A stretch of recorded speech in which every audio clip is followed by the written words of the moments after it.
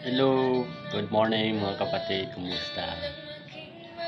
Miss ko na kayo. Salamat sa araw na ito ay pinaalala naman na ating Panginoon na tayo ay kumain ng salita niya. So, bubuksan ko po sa inyo mga kapatid ang Juan verse 4. Ayan.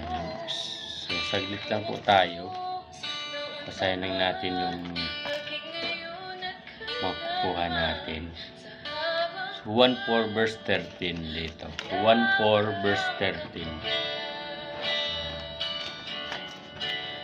Sinabi dito, sumagot si Jesus, ang uminom ng tubig na ito ay muling mauuhaw. Ano? Ngunit pag uminom ng tubig na ibibigay ko ay hindi na muling mauuhaw. Ito ang magiging isang bukal sa loob niya, kabalunan at magbibigay sa kanya ng buhay na walang hanggan. Ayun, napakasarap mga kapatid ang salita ng Panginoon dahil dito ay pinapahiwatig sa atin na hindi lang sa mga bagay na doon tayo nakakapokus.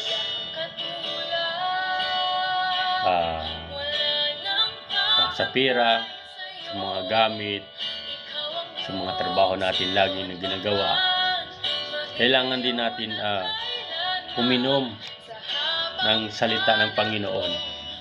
Dahil kapag uminom nga tayo doon sa sa sinasabi niya, ay buhay na hindi na tayo mauuhaw.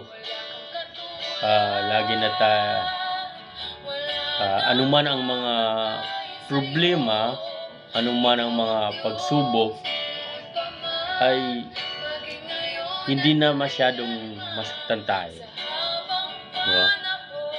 Dahil nakainom na tayo, nakapagbasa tayo ng salita ng Panginoon, maliit man na bagay ang kinikita o anuman ang mga naibigay ng Panginoon sa atin, mga gamit, ay sapat na.